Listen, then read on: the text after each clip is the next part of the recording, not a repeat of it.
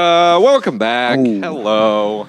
Welcome back to the Collegian Cooldown Sports Podcast, episode 32, third of the semester. Magic Johnson number. MJ, we're the real MJ. No, I'm just kidding. No, Magic Johnson, yes. Number 32, we're live, we're ready. It's wet, it's rainy, it's cold out. Had our schedule messed up. Yeah. We're filming on a Tuesday. Filming on a Tuesday because every so often our Mondays get booked up with a thing we call print night. Everyone knows what print is, but obviously we have a couple of prints going out this semester, and yesterday we were finalizing all of that. So you hear that? That's the print. It's not the print, but it'll be out this Wednesday. So bring your umbrellas and make sure you're covering that bad boy because it is special, and we got a lot of good stuff in there for you to read. A lot of good stuff. Not even just in the sports section. All the section. Give all the. I mean, obviously pick it up, flip to sports section. Look at the table of contents. Do one of those. Flip to it, and then you can go back and read and then read everything the whole else, thing. Yeah, because there are a lot of good stuff in there. And on Wednesday, don't be using it as an umbrella. Okay, if you get up to a stand, put it in your bag or cover it. Make sure it's in pristine condition. Roll it up. Yeah, because paw prints, they're going to be going quick. Hand them out to your friends. Leave them if you forget it in a classroom. Don't worry.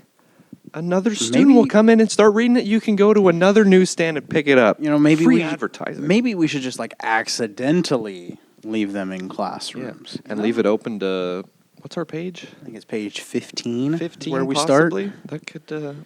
Yeah. If you wanted to leave one anywhere and open, maybe page 15. But that's neither here nor there. Print's coming out Wednesday. Keep that in mind. But it's wet. It's rainy. We're all soggy. It's cold. Some Fresno State teams have started off cold. Yeah, the spring. I don't know if it's that winter spring kind of, feel, but yeah, this is a cold start for softball and baseball this weekend. Does not feel like spring. No. Looking outside there, freezing. Well, it's not freezing. I'm just a baby. It's cold. It's wet and rainy. And the baseball and softball team have not been off to a hot start. Two teams that, softball, a game away from a ring. Baseball, back-to-back Mountain West champions. Not the hottest of start. Let's start with the baseball team.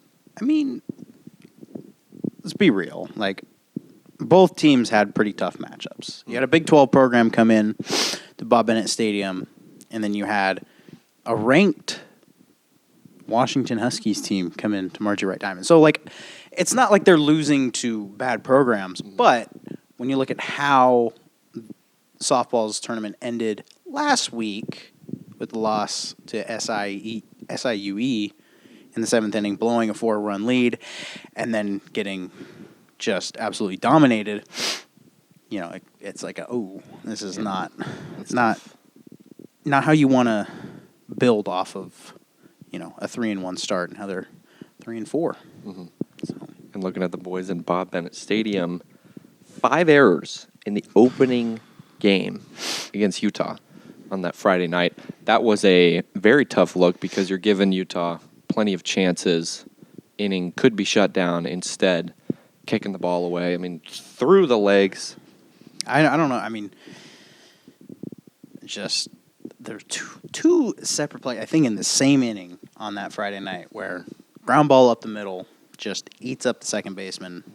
So, I mean, there's 2 errors right there. I know they had 3 on Sunday, so that's 8 total. I don't know if we have the number from Saturday. I think there was 1 on Saturday. So that's 9 total errors in a series. And then, obviously, yesterday's game on Monday got banged because of the rain. So they'll have one less game on the schedule. Yeah, and we'll see what happens this week, too. Yeah, we got more rain in the forecast on Monday. The weekend looks clear, but yeah, we're going to have to see about next Monday against Pepperdine. Yeah, the Dogs have pitching. They don't have the 2 best pitchers in the Mountain West anymore, so those are obviously big shoes to fill. But so far, their starters have not been able to go for very long in the game. Relievers have been called in quite early, and the offensive output, well, you saw it on Sunday, but the first 2 games, no real big runs. Yeah. And, 9 runs in the first inning, like, yes, you're getting hits, but they were also helped out by a couple errors. I think an error kept the inning alive, allowed 2 runs to score. So, maybe without 2 errors, it's maybe, a 5 or 6 run first inning, but still very good. What you don't like to see is you're up 13-1 and then you end up winning 14-8. Yeah, that's concerning. Yeah. But there was a no-hitter pitched for about 6 innings. So something bright and shining there. I mean, let's pull up the stats from last season and how this team does, because they score a whole lot of runs early on. 63 in the first inning. It's pretty good. You want to get off to a hot start. You want to get off to a hot start, and the first 2 games they scored maybe 3 by the first 3 innings. It was not. That's not good. No. And as you go on further and further, 5th and 6th inning, 56 and 54. But by the end of the game, 7, 8, and 9, there's not a whole lot of runs being scored. And we've seen that so far. They got off to that very hot start on Sunday, cooled off, and it creates so much momentum when you can start a game like that. There are 1 through 4 hitters able to come in. We'll see, because this team is supposed to be labeled as scrappy. They have a new identity, but 5 errors in the first game, 1 more on Saturday, a couple more on Sunday. Are not the recipe.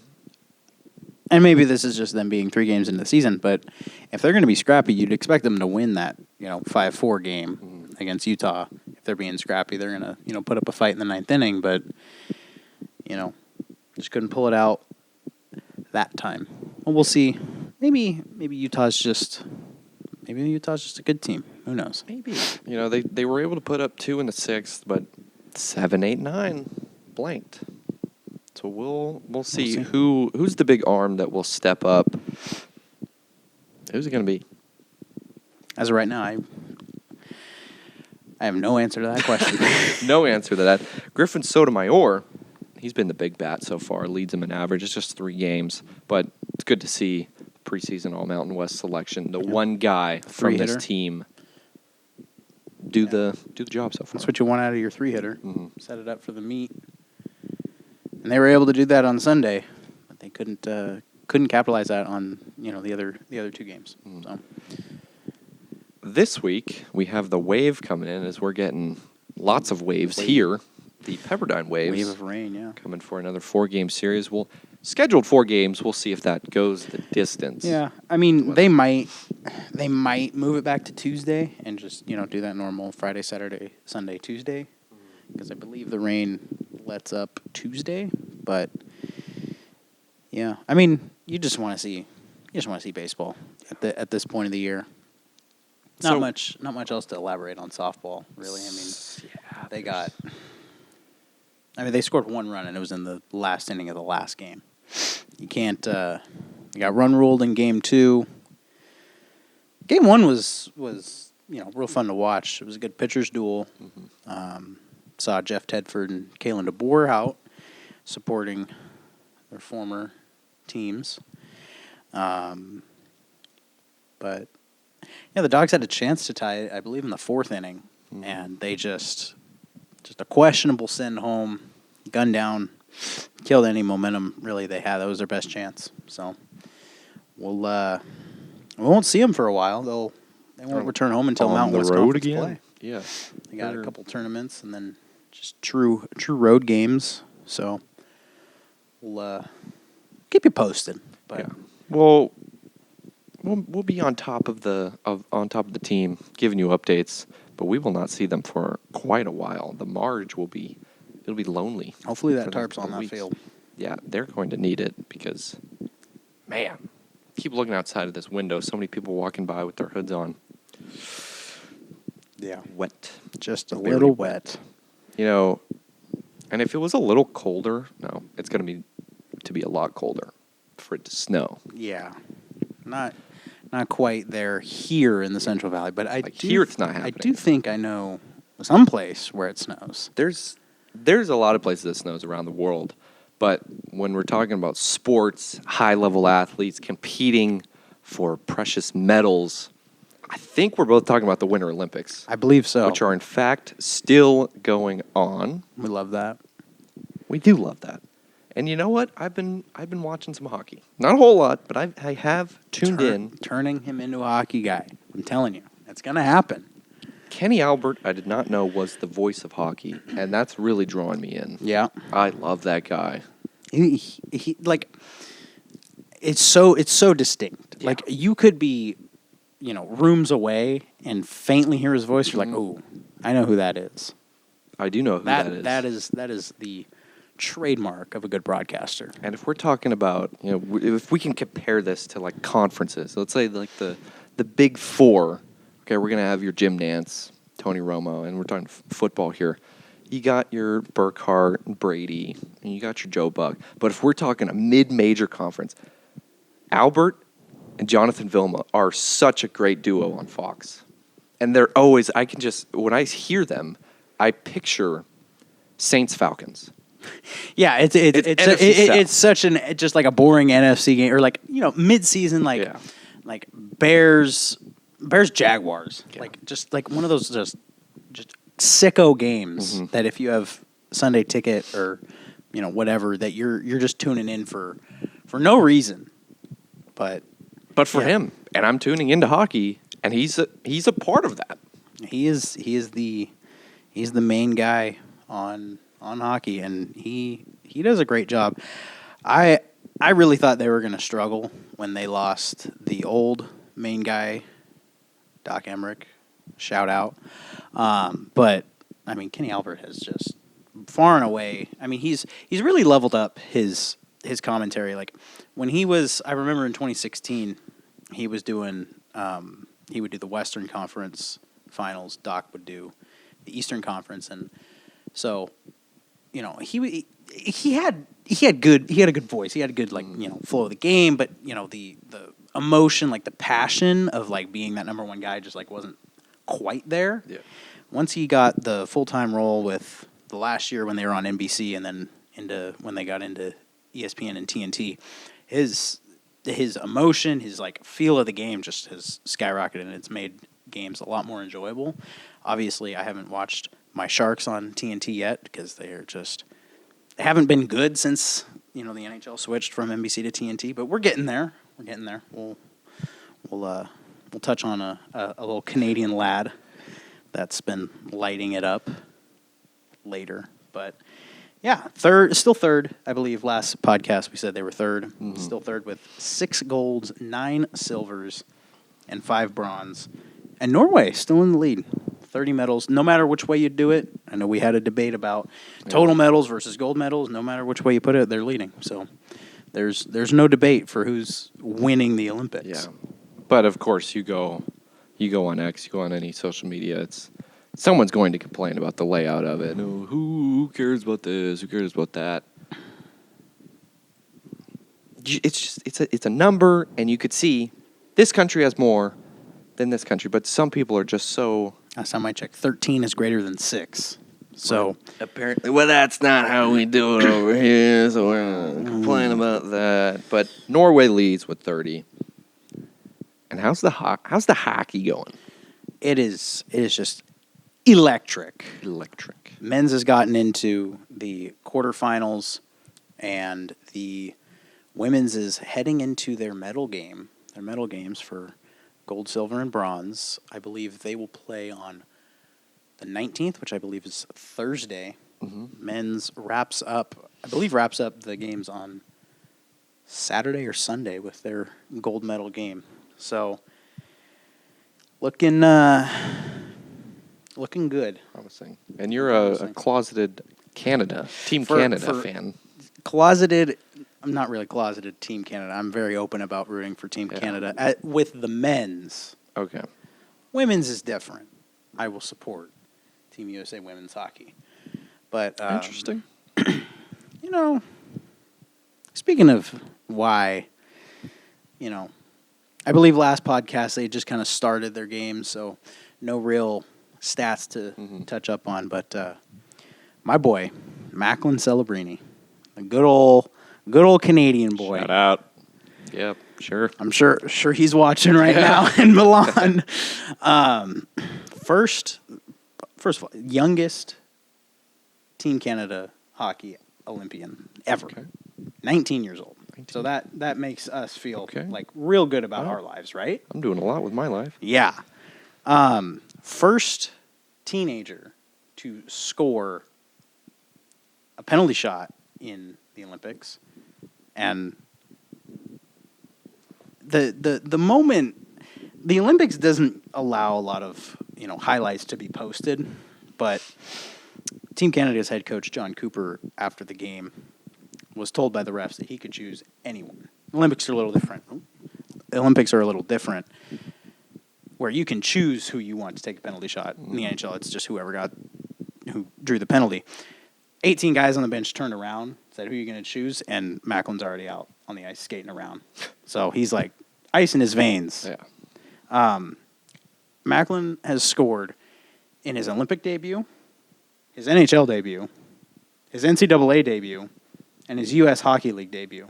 So sounds pretty good. Professional and semi-professional leagues where he's just scored in his debut. I mean, how many players have done that?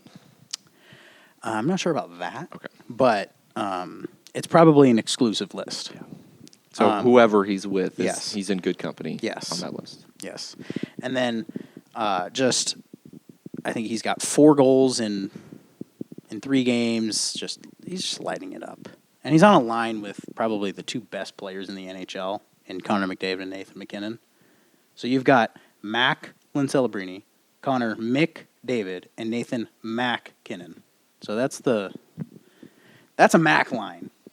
And it is I just don't know how anybody's going to stop it. In their last preliminary game, Canada defeated Team France 10-2. So smoked them.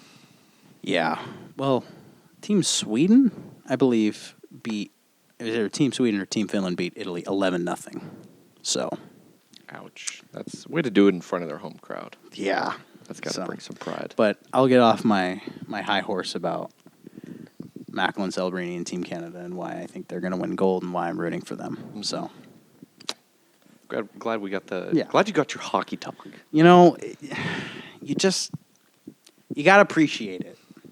And, I hope Kenny Albert brings you in towards the playoffs. He's reeling me in right now. And I'm hearing all these stats. There's a pull. There's a tug on that line. We'll take it. For right now at the Olympics, I mean the skating is just. We talked about this last time. The quad god fell. Oof, yeah, that was heartbreaking. And then I don't know if you saw a social media post, but fans are concerned. Like he's like, I don't know if he's like got like what Simone Biles had at the 2020 Olympics, the twisties when it comes to figure skating, or just like some anxiety, whatever. But hopefully he can get that under control because he's fun to watch. 8th place finish.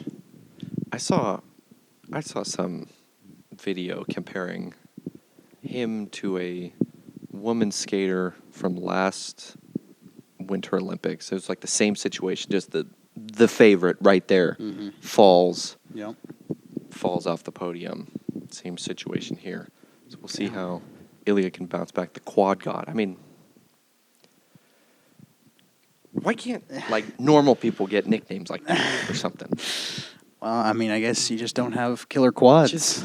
I'm not saying I'm the quad guy, but why can't like some dude in accounting be like that guy, like Frank the Tank? Frank the Tank. Like just have a nickname like that. I mean, yesterday we're in here. I'm getting told I look more like a different name. That I got like 17 names rattled off. Like you look like you don't look like a Finley. You don't look like a Steven. You look like that. Yeah. So I would love to get a nickname like Quad God. I mean, Frank's, they have it. Frank the Tank is just right there set up. Yeah. Give normal people sweet nicknames. Come up with any nicknames for Finley if you have any in the comments. Something something. Just some names just have it so easy, and I always go back to that Frank the Tank. But it's all right. That's okay. I'll deal with Le Finn For now. as I've been given because it ties to my sunshine, LeBron James. Speaking of basketball, let's talk about some Fresno State hoops. Why don't we start with the men's? I mean, you could start with either. Both teams have been on a heat. Well, I guess men's kind of had a little bit of a stumble, came back to the St. Martin Center and kind of settled some fears.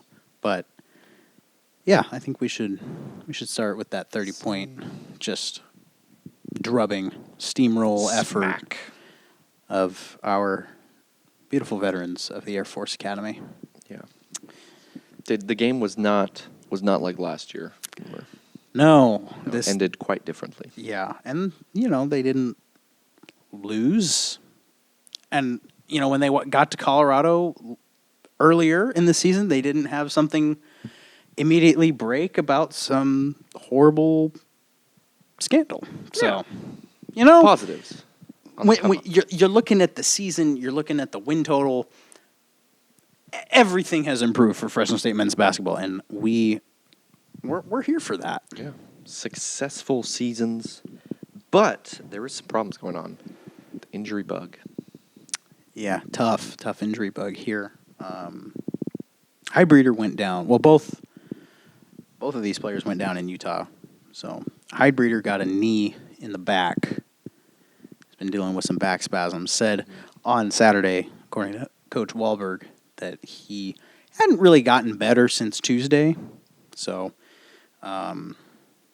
their medical staff believes that he will be out tonight. They are playing in Laramie, Wyoming, but hopeful to have him back next Saturday against the Lobos on national TV, CBS Network, Sports Network. There we go. Catch him.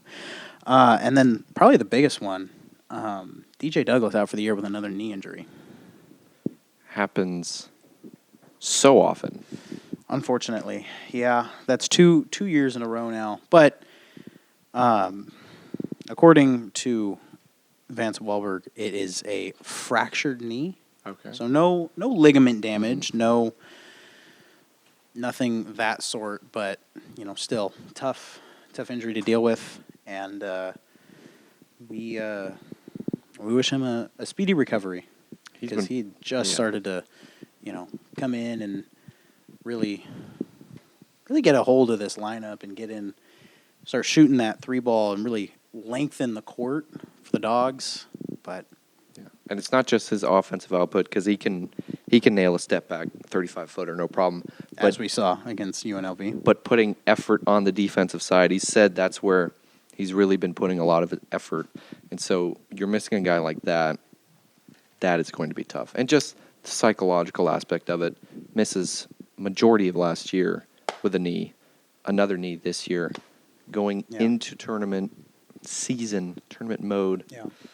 Very tough for the Bulldogs. Unclear if it's the same knee or if it's the other knee, but it opened up some opportunity for some unlikely contributors, and they're going to need these guys to step up for the rest of the season. Yeah, because he's been putting up good numbers past couple of games. You see like 15, 10, those type of games. When you're losing that, one, you got to step up on defense, but two, you have to find a guy that can shoot like that and that can score, because he was really just became that solid second option.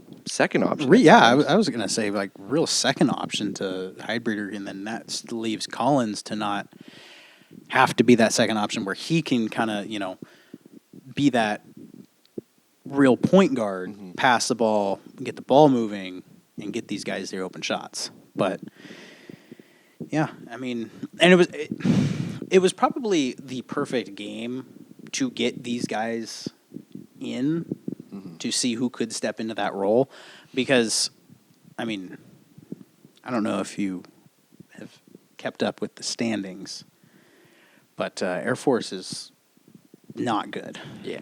They're winless in conference play. I believe they are now like 3-21, 18-game losing streak, second longest in college basketball. Yeah. So, but salute. You know, but The Falcons will fly sometime. yeah, it was interesting to watch. Soki Urbano get into the game, and Mateo Porto get into the game, because you could see that there was still a lot of coaching going on, especially on defense for these guys, because Vance is controlling the whole. But it's really cool to watch the assistant coaches single out a player, Tyler Johnson, Ray Bearfield. They're all clued in on just one guy, and it's really unique to see that kind of open up. Yeah, you get these players that have not played a whole lot of minutes. Coach Var had some early minutes in the season, but has seen his role diminished, and so now you have these new opportunities. Is it the greatest of timing? No. But that's what you have to deal with going into the Mountain West tournament. Just a couple of games left. And so if you do get these guys going, that builds for Mountain West tournament, but also next year after that, because they are some younger guys. And they do still have to play New Mexico, but after New Mexico, it's not really, top echelon teams. It's, Boise State's who's middle of the pack, Grand Canyon, who's middle of the pack, San Jose State, who's towards the bottom. We're not seeing they have to go to San Diego and Utah and New Mexico, and they have to play in all these tough environments. They have winnable games on the schedule, so build some momentum. Maybe get into a favorable matchup in Vegas for the tournament and make a run. And roll the dice. Ooh, roll the dice. That's a good one. Point. Why don't we switch over to the other team in the Save Mart Center, the Lady Dogs, who are rocking a 4-game win streak. Back over 500. 4-game win streak. Back over 500. I think they're, right in the mix for the 7th seed, maybe the 6th seed for the tournament. They're getting hot at the right time, and they're getting healthy.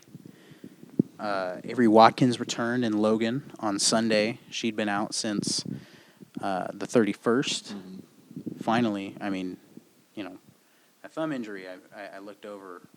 She was screaming in pain, and I look over, and her thumb is just going the wrong way.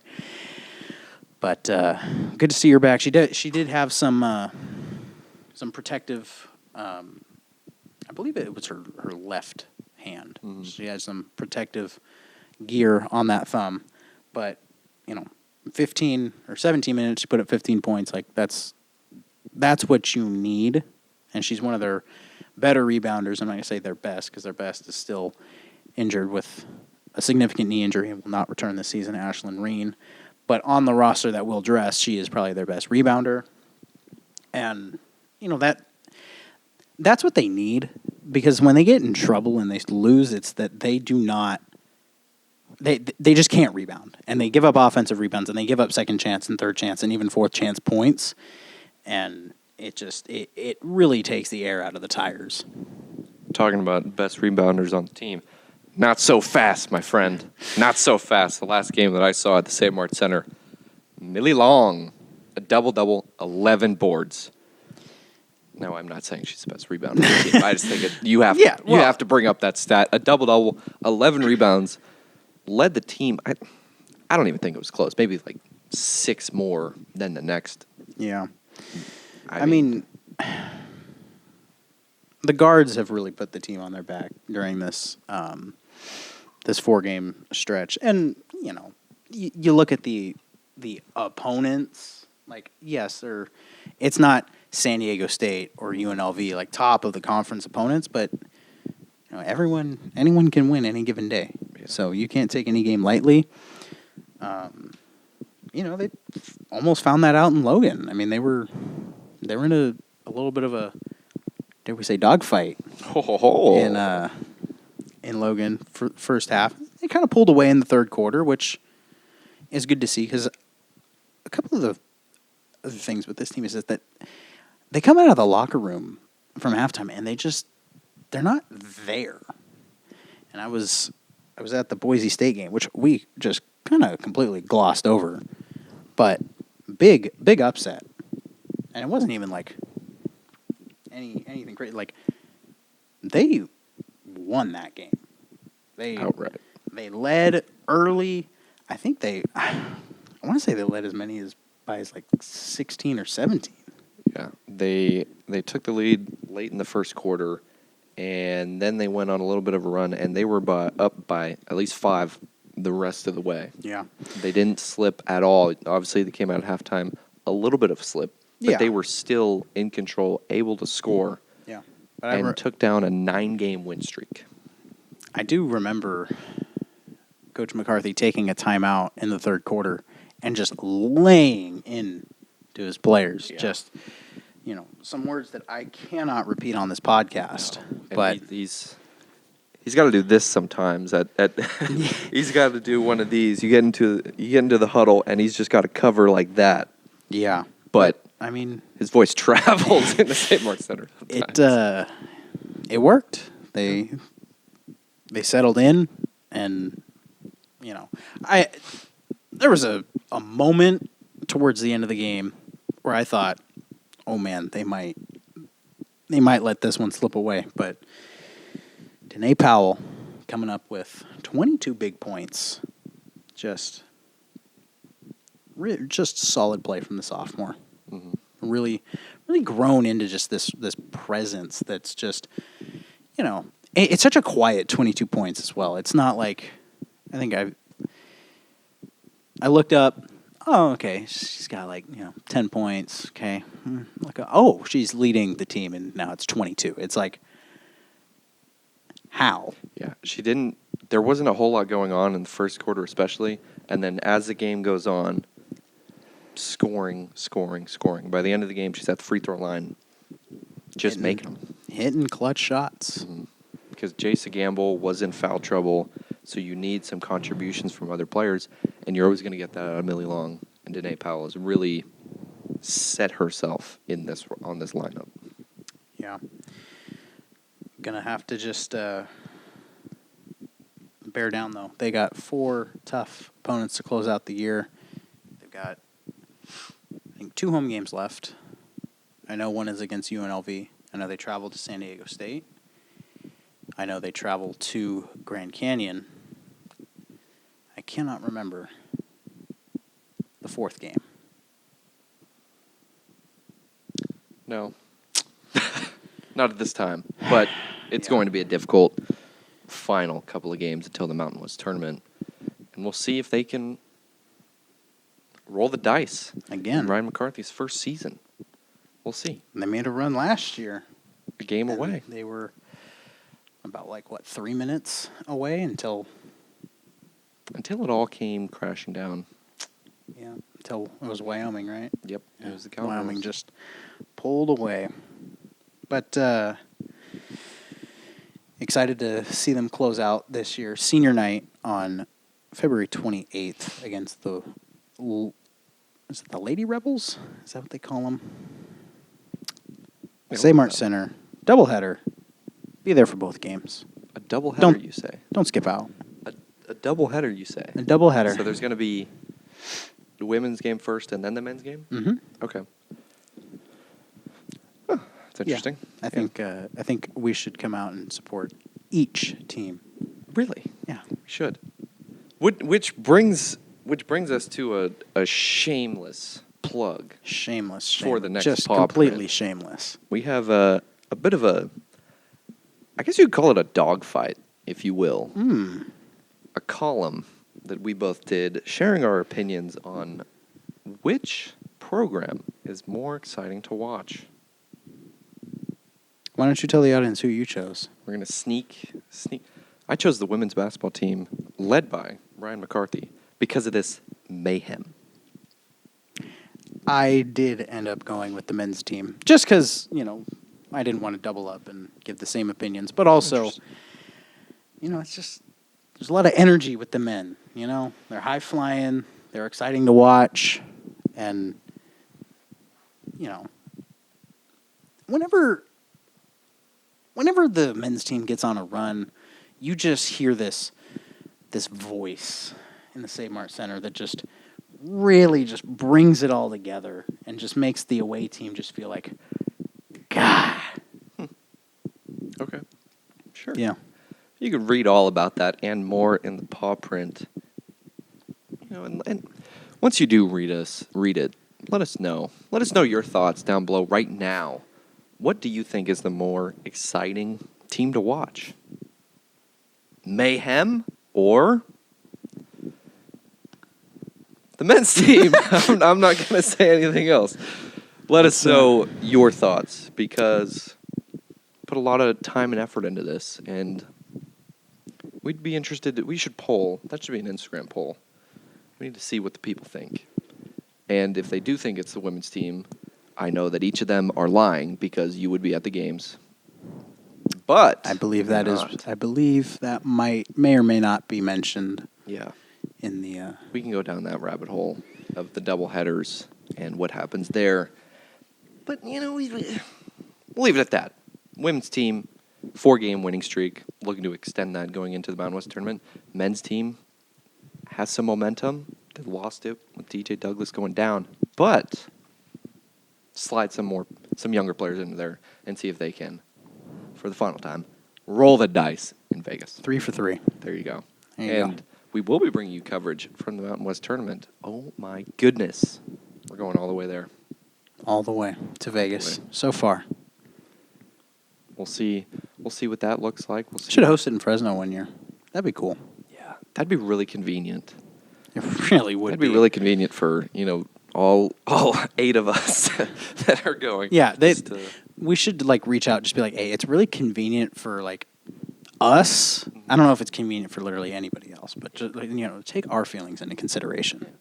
We have tons of parking over there, and so everyone would be able to find a spot to park. We do. Yeah. There's so much empty parking spots over there. Everyone take a drive down to St. Mark's Center. And Fresno is beautiful. All right, let's put the narrative that Fresno is bad to bed. After we get away, because by the time the rain will be gone, we'll have some nice weather. It won't be 1,000 degrees yet. Come on down to the Central Valley in the St. Mark's Center. Boom. There are a lot of seats in there, and they can fill a lot of fans. A lot of hungry fans. Maybe a tournament would bring some fans back. I don't know how it goes, the decision-making process. It's been Thomas and Mack Center past couple of times. They probably just have a lot of money. Yeah. Yeah. Just slide over to the St. Mark's Center. Yeah. Why not? But speaking of empty venues, the sound really travels. So, did you hear about this thing? Did you hear about this thing? No. What thing? I know we touched base on Olympic hockey, but we didn't dive deep into the women's team. They have an interesting stat or something extremely interesting. Let's hear it. This part is not the stat. Okay. They will play for gold against Team Canada on Thursday. Which that makes sense. Yeah, that's right. It will obviously not be. This podcast will obviously be uploaded after the game. So, Matt, if you could flash up the score, let us know who won. With an eagle screech with Team USA. Play Freebird by Leonard Skinner if they win. If not, just play some Justin Bieber. Yeah. I believe he's Canadian. Maybe or just don't add anything if yeah. I think that's better. But Team USA Women's, from their 4 preliminary games plus their quarterfinal and semifinal games, have allowed 1 goal. That 1 goal came in the first preliminary game against Team Czechia. Since then, Team USA Women's Hockey has not allowed a goal for over 331 minutes. Ouch. That is over 5 hours, and that is 5 consecutive shutouts. Are they playing on a smaller net? Nope. No? No. It's all regulation? It's all regulation. What the heck's going on? They're just dominant. They're just... And it's not like they're winning 1-2-0. No. They are completely dominating. They have scored 5 goals in every single game this tournament. So... I feel like that's kind of rude, though. Like, if they're going to shut them out, why not just score like 1 or 2? You know? Because this is America. We pour it on. Yeah, Got to pour it on. exactly. They will play Team Canada, a team that they already shut out 5-0 in the preliminary round. So, I don't know. I'm no betting man, but I would bet on another shutout. Yeah. How much do you think they learned from that first matchup before? I'm not saying it didn't matter, but before it really get into the thick of all these. Yeah, I mean, you learn enough, but I mean, when a team's as dominant as Team USA is, like they could tell you, hey, we're gonna pass it to this person, and then she's just going to go down the ice and score, and you can't do anything about that. Man, it's like Larry Bird. I'm going to shoot this jumper. And Exactly. It's gonna be your Christmas present. Something like that. Exactly. I would love to hear them mic'd up, and if they actually said that, that would be stone cold. Man. Stone cold ice hockey. Got him. Well, did you hear about this other thing, though? Oh. What about? It really ties to Fresno State and the football team. Oh. Did you hear about this thing? Let me guess. Fresno State football. Pac-12? Pac-12 schedule? Oh, well. Why don't we go into that? Sure. Let's go into that. I was going a different option. We'll put a pin in that. Let's go to the Pac-12 schedule. A little interesting wrinkle. They're doing something quite interesting for the final week in Week 13. It's a non-conference matchup. Between conference opponents. Conference opponents. So it's like... And it's not even set. What do you mean? So, explain this. If it was Week 13 right now, Fresno State would be hosting San Diego State. But let's say 6 days before that matchup, they go, we have some playoff implications. We got some... Fresno State's like 12-0, Right. Or 11-0, right? They're fighting, the green wave for that final playoff spot. And they go, well... Bold of you to assume that Tulane would be fighting. They just lost their head coach, but... This guy... That's why it's such a great story. This guy doesn't know ball. Okay? That's why it's such a great story. So let's say they're both fighting for that final spot. The Pac-12 can schedule Fresno State with... Probably like Boise State, who's like 0-11, and they're garbage football. Yeah, they can give play on blue turf. They could tee the Broncos up for the Bulldogs and say, go smack them around for an hour. Here's your playoff spot. Or if they need a marquee win, and let's say San Diego State. No, we'll say Texas State.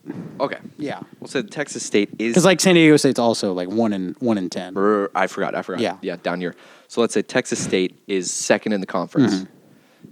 And a marquee matchup, a win against them, would really boost their odds for the playoff. The Pac-12 can do whatever the heck they want and say, let's do that up to 6 days prior to the matchup. It's so interesting. That's so interesting because they're not... But it's not a conference game. They don't. So So if Fresno State is undefeated going into the flex week, and say Texas State is one loss, because they would have played each other before, Fresno State would still be the home team for the conference championship if those two teams played the week before and Texas State ends up winning. Yeah. Well, and then the conference championship, that matchup is set after week 12. Interesting. So week 13, there's gonna be a lot of questions come November-ish, October, where we're sitting here trying to predict what's going to happen, who will be playing in that game. It's going to be interesting to see, how they determine which team needs that easy matchup and which team needs that tougher matchup. I mean, obviously, it's not going to happen immediately, probably. I mean, but I wonder if they're going to keep this, even if they get over 8 teams. Yeah, I would honestly like that. I'd like to see it stay. I think that's a very smart thing to do. on because because like you look at like we'll use the 2022 season for example. Okay. Michigan goes into Ohio State. Michigan is, I think, ranked 5. Ohio State's, I think, 2. Ohio State loses. Mm-hmm. Now, obviously, they still made the playoff. But, you probably could have guaranteed without, like, the what if come Selection Sunday after conference tournament or conference championships of are both of our big programs going to get in to the college football playoff? I mean, obviously, you're not going to not schedule Michigan and Ohio State. Like, that's silly. But, I think it would be interesting to see if they keep that around. But what's this the other thing, apparently? So now that you've heard about this thing, there's another thing about Fresno State football. A former Fresno State football player. It's kind of well known. And as a fan of this NFL team, I feel like you have a special connection to him. Trent Dilfer. So close. Derek Carr might be returning to the NFL. What? He said he's willing to unretire. He really didn't want to play for the Saints, huh? For the proper system, for the proper nothing. Star. If the stars align, nothing can be worse than Geno Smith.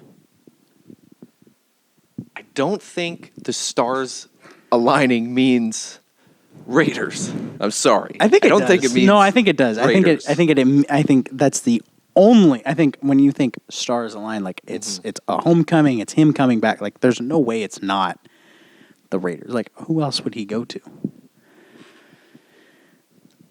There's a team down in Pennsylvania, possibly. If I see Derek Carr in a Pittsburgh Steelers uniform, I'm going to do some things that I cannot say on this podcast. He may be going down there and become a Steeler. You never know, and it's no guarantee that he's coming back. That's true. It's all rumors, speculation. But you see Phillip Rivers coming back, and I'm sure for a guy like Derek Carr, who, no offense to Phillip Rivers, but I think he was a little younger. He's closer to his playing days than Phillip Rivers, and he sees that and goes, I mean, how hard can it be? If they're already a playoff team now, and they need a quarterback, if Will Howard isn't ready yet, hey, why don't I join? I think with the Mike Tomlin hire, you're bringing back Aaron Rodgers, though. Or the Mike McCarthy hire, not Mike Tomlin. He left. If you're hiring Mike McCarthy, the one guy that has been able to get Aaron Rodgers to a Super Bowl, I think you're going to keep Aaron Rodgers. Because that is such... But does Aaron Rodgers want you to keep him? It's just such a lateral move. I mean, and lateral is very generous. I really feel like it's a little bit of a downgrade. Well, Tomlin stepped out. I don't know. As a Packers fan, I saw the relationship. I didn't see I'm not in the locker room, but I saw sort of growing apart Rodgers and McCarthy. Well, maybe they just needed a break. Do you think it's been long enough? They're going to come back? Probably not. Aaron Rodgers likes to hold grudges. I think. It's just the vibe I get. That's the media. They don't know Aaron Rodgers. That's literally us. Yeah, and I'm not you. I'm the media with Rodgers. I'm not scapegoating Aaron Rodgers. I'm not doing any of that. Whatever. Okay. Aaron Rodgers can do whatever he wants. I think we're gonna have to. We're gonna cut it at that. Yeah, we're gonna cut it over. We're gonna start fighting. We're gonna go down. We're gonna start throwing some haymakers. And I just wanted to tell you something interesting about Derek Carr. Well, I think it's offensive to bring up the Steelers and Derek Carr in the same conversation because you know where my allegiance lies, and I find that very offensive. Well, I find it offensive that no. Okay, we're gonna end there. Derek Carr might return to football with the proper situation, and if you think the Raiders are the proper situation, congratulations to you. I hope you're right. This guy. We'll see. This guy. We're gonna run next week's podcast with somebody else.